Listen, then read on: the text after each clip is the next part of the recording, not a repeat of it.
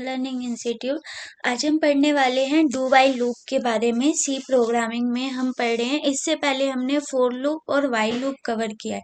यहाँ पे आप देखिए मैंने तीनों लूप एक साथ लिख रखे हैं रीजन ताकि मैं आपको डिफरेंस बता सकूं कि वाइल लूप में क्या सिंटेक्स होता है और आपके डू वाइल लूप में और फोर लूप में क्या होता है। सबसे पहले हमने किया था फोर लूप। फोर लूप में हमने क्या किया था, यहाँ पे आप देखिए पहले हमने हेडर फाइल ली थी, फिर हमने जो भी हम वेरिएबल बनाते हैं और उसे डिक्लेयर करते हैं वो सारी चीजें ली।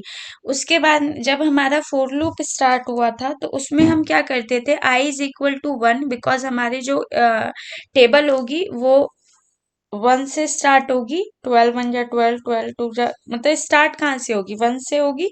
तो हम i को 1 रखते थे। उसके बाद वो कितने टाइम चलेगी आपकी आई हमने यहाँ पे साइन लगाया आपका, और उसके बाद है आपका 10, मतलब वो एटलीस्ट 10 टाइम तक चलेगी। मतलब आइटरेशन आप कह सकते हो लूप कितने टाइम तक रिपीट होगा, तो 10 टाइम तक। आई प्लस प्लस में हम क्या करते थे, इंक्रीमेंट। हम ये तीनों स्टेटमेंट फोर लूप में एक साथ देते थे। फिर बात आती थी हमारे वाइल लूप की। वाइल लूप में हम क्या करते थे, जहां पे हम वेरिएबल असाइन करते थे वहीं पे हम क्या करते थे, आई इज इक्वल टू, जो हम फोर लूप में फोर, जहाँ पे फोर लगाने के बाद और उस डबल ब्रैकेट्स के अंदर हम जो लिखते थे वो हम यहाँ पे वेरिएबल जब जहाँ बनाते हैं वहीं पे हम मेंशन कर देते हैं। और हमारा लूप कितने बार रिपीट होगा वो हम वाइल के अंदर डालते थे। और इंक्रीमेंट जहाँ पे हमारा पूरा प्रोग्राम एग्जीक्यूट करने के लिए, रन करने के लिए लिखते हैं, वहां हम लिख लेते थे। डू वाइल लूप में आपका क्या होगा, ये देखिए आपने सेम कंडीशन की है। डू में आप वो फंक्शन लगाएंगे जिसमें हमारा 12 × 1, मतलब यहाँ पे देखिए मैं एक चीज बताती हूँ आपको, 12 × 1 इज इक्वल टू 12। कुछ इस टाइप का स्टेटमेंट जो हमारा है वो हमने डू में लिख दिया। देन वाइल में हमने क्या किया, उसे हमने यहाँ पे हमने स्टेटमेंट लिखी, देन इंक्रीमेंट, और वाइल में हमने आके वो कितने टाइम्स तक चलेगा, बस इतना ही डिफरेंट है तीनों में। अब यहाँ पे देखिए हम वाइल लूप और फोर लूप की मैंने ऑलरेडी वीडियो डाल दी है, एक बार आप पढ़िएगा। अगर आपको कोई प्रॉब्लम आती है तो आप मुझे मैसेज कर सकते हैं, कमेंट्स कर सकते हैं, या नंबर है उस पे आप कॉल करके भी पूछ सकते हैं। अब आज हम एग्जीक्यूट करने वाले वो हमारा डू वाइल लूप है। अगर जिसने पहले फोर लूप और वाइल लूप पढ़ लिया है तो उसे ये चीजें समझ आ रही होंगी। जो फर्स्ट टाइम देख रहे हैं तो आई होप वो कंफ्यूज हो सकते हैं मे बी। आपको इसलिए पहले फोर लूप देखना है, then while loop, and then आप डू वाइल लूप देखेंगे तो ज्यादा इजी होगा। मैंने सभी को डिलीट किया, मैंने हेडर फाइल ली यहाँ पे stdio, ये मैंने हेडर फाइल ले ली। यहाँ पे मैंने मेन फंक्शन ले लिया आपका। यहाँ पे आइए, यहाँ पे मैंने लिखा इंट टी कॉमा आई। टी और आई हम क्यों लिखते हैं, बात आपको पता है, टी टेबल के लिए लिख रहे हैं और आई हमारा जो हम लूप में लगाते हैं जिस फंक्शंस को। तो I is equal to 1 because हमारा 1 से स्टार्ट हो। मैंने यहाँ पे प्रिंट एफ में मैंने एंटर द नंबर डाल देती हूँ, एंटर दी नंबर। यहाँ पे आप आएंगे और यहाँ पे आपने सेमीकोलन लगा दिया, स्कैन एफ लिखेंगे आप, और यहाँ पे %d। बिकॉज ये वाला स्टेटमेंट हम इसलिए लिख रहे हैं बिकॉज हम यूजर से वैल्यू, मतलब यूजर ने जो भी नंबर डाल दिया उस नंबर की हमें टेबल पुट करवानी है, तो इसके लिए हम ये यूज कर रहे हैं।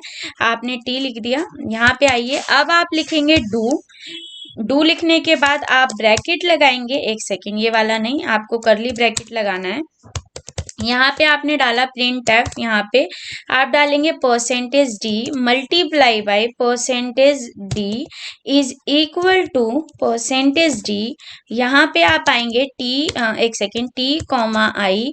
ये हम क्यों लिख रहे हैं, बिकॉज हमारा ये टी हमारा एंटर द नंबर, ये जो टी है इस वेरिएबल में ये मल्टीप्लाई करके आ जाए अब यहाँ पे हमने लगाया ब्रैकेट लगाएंगे T multiply by I, because T में जो वेरिएबल में जो नंबर हम डालेंगे वो मल्टीप्लाई हो जाए 1 से। तो अगर टी में हमने 12 डाला तो आई हमारा सबसे पहले हमारा क्या आएगा नंबर में, 1। तो टी हमारा 12 है तो मल्टीप्लाई बाय 1, 12 1 जा 12। अगर हमने 13 डाला है टी में तो मल्टीप्लाई बाय 1, तो आपका क्या हो जाएगा, यहाँ देखो मैं पहले आपको यहाँ टी मल्टीप्लाई बाय मैंने आई लिखा, तो इसका मतलब क्या है, मैंने यहाँ पे 13 डाला मल्टीप्लाई बाय आई हमारा कहाँ से स्टार्ट हो रहा है, 1 से, तो इज इक्वल टू 13 हो जाएगा। देन आपका आपका फिर आगे लूप जाएगा, इंक्रीमेंट कर रहे हैं हम तो 13 इंटू फिर आई की वैल्यू क्या हो जाएगी 2, वो एक एक करके वैल्यू बढ़ती रहेगी। तो इससे आपका यहाँ पे क्या करोगे, एक सेकेंड, मैंने यहाँ पे लिखा और इसके बाद मैंने लिख दिया आई प्लस प्लस यहाँ पे। अब ये बढ़ रहा है, इंक्रीमेंट हो रहा है, तो मैंने यहाँ पे क्या किया 13 मल्टीप्लाई बाय आई, पहले क्या था 1, अब क्या आ जाएगा 2 इज इक्वल टू 36, एक सेकेंड 26।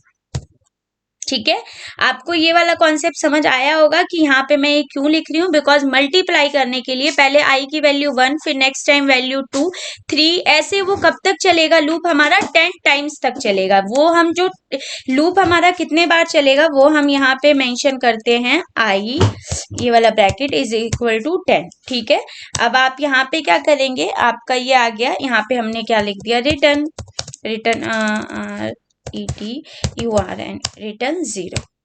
ये वाला स्टेटमेंट हम हटा देते बिकॉज एरर आएगा।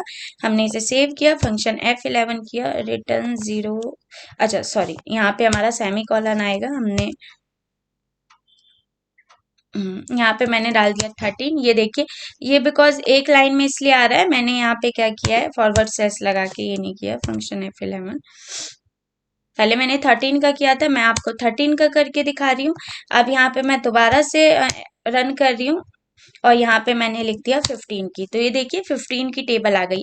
ये आपको समझ आया होगा कि मैंने 1 क्यों लिखा है, बिकॉज मेरे को क्या करना है, टी में मैं जो भी वैल्यू डाल रही हूँ, टी ये जो आपका ये वाला पॉइंट है ना, इस वाले को समझिए, टी में मैं जो भी वैल्यू डालूंगी वो मल्टीप्लाई बाय 1, पहले हमारा सबसे पहले 1, आई क्या होगा 0। अगर मैंने यहाँ पे क्या डाल दिया, आई को 0 डाल दिया और अब मैंने एग्जीक्यूट किया, तो यहाँ पे देखिए मैंने 13 डाला, तो पहले आई पहले क्या हो जाएगा 0, देन फिर 1, फिर 2, फिर 3। ये कब तक चलेगा, जब तक आपका 10 नहीं आ जाता, बिकॉज हमने यहाँ पे 10 लिख रखा है। अगर मैंने यहाँ पे 100 डाला होता तो हमारा वो इंक्रीमेंट 100 टाइम तक होगा। ये आपको कॉन्सेप्ट क्लियर हुआ होगा, फोर लूप, वाइल लूप और डू वाइल लूप क्या होता है और उसे हम कैसे उसका प्रोग्राम लिखते हैं। अगर आपको समझ आया हो तो प्लीज कमेंट्स करिए और लाइक करिए, सब्सक्राइब करिए। Thank you for watching, Allah Hafiz.